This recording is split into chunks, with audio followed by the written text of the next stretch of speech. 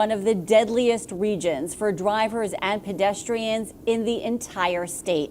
Joining me now to talk more about it, Newsday transportation reporter Peter Gill. Peter, thank you so much for joining us. Thanks, it's good to be here. Really important topic for Long Islanders. Traffic crashes are so common here that collisions seem to have touched nearly everyone. Can you talk about some of the contributing factors? Yeah, there are many, and it's hard to pin your finger down on just one that is, causing all of the crashes. But certainly use of alcohol and other drugs while driving, that's a big contributor. More than a third of fatal crashes on Long Island involve a driver who was either, cited or reported in a police report that they were using alcohol or drugs. Another issue is speeding. That's also one of the top contributing factors. There's also some uncertainty about some of the other factors. Distracted driving is a growing issue, especially with the widespread use of mobile phones. But there's not great data about that, in part because it's hard to prove in any given case that someone was distracted. At the same time, though, studies have shown that using a mobile phone, especially like to text, that can increase your risk of a crash by up to 24 times. And then there's some uncertainty about other drugs like cannabis, which New York legalized a few years ago. There's not great data, in part because a lot of enforcement relies on officers' observations, and so trends are difficult to tell from that. Okay, in this series, we're going to explore some potential solutions, but Peter, what do we know right now? Yeah, there are many solutions, and depending on what part of the problem you look at, you'll be pointed to different solutions. So looking at kind of the level of individual choice to drink or not to drink, to speed or not to speed, you're pointed to more education and enforcement related solutions, driver education, having more officers out on the road, or different strategies for policing. And then if you look more towards some of the more underlying issues, you may be pointed more towards both engineering as well as policy level things. Public health experts talk about laws that can, such as reducing the blood alcohol content limit, as Utah did a few years ago, or making it easier for police officers to charge drivers for being impaired under any drug rather than one that's just on a list that the state has of controlled substances.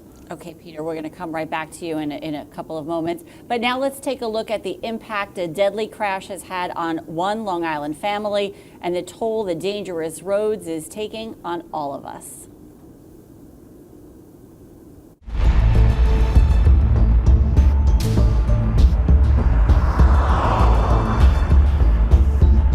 Very grateful for all the memories. My kid lived and had a great life. Grateful I wish his life was longer. Families left devastated. What's driving a staggering number of deaths on Long Island's roads? It's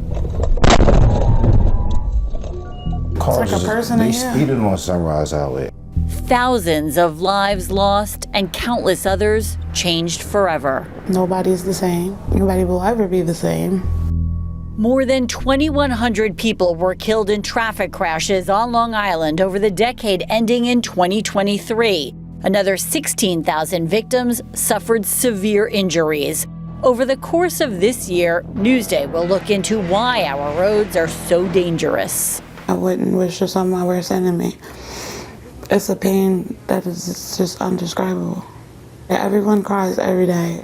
We will never get to see him graduate. 15-year-old Amir Porterfield from Copiague was walking home from a volleyball game at his high school one evening in 2023. Police say the freshman was hit by two vehicles while crossing Sunrise Highway here at this crosswalk. When his mother hadn't heard from him for hours, his family went out searching.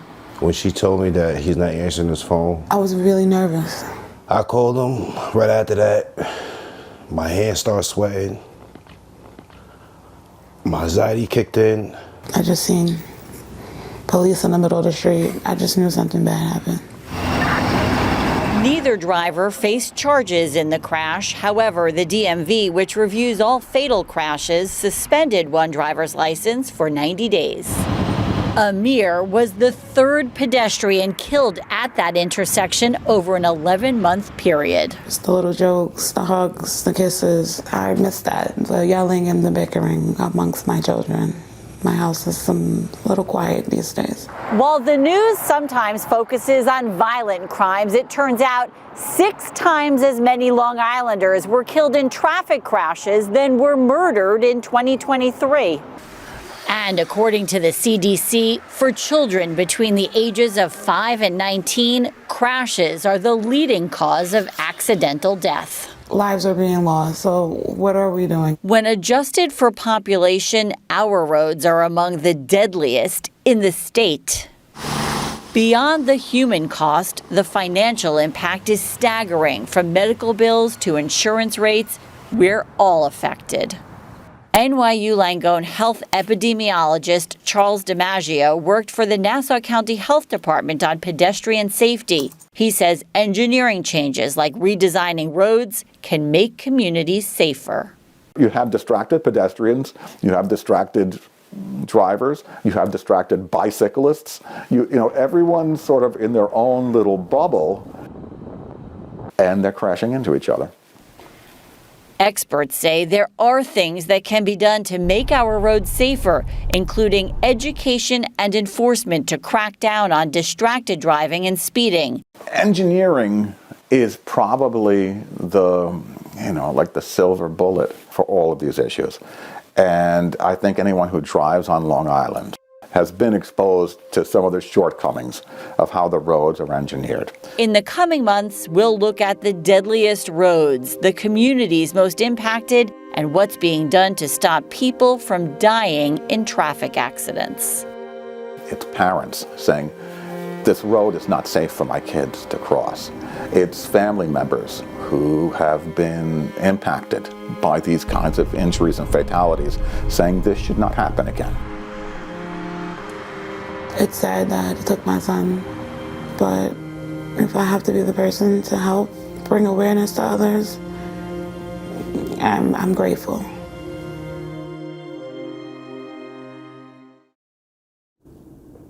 It's so sad, and as you just mentioned, you saw something this morning on the roads because we all drive so often. It's really a scary topic, right?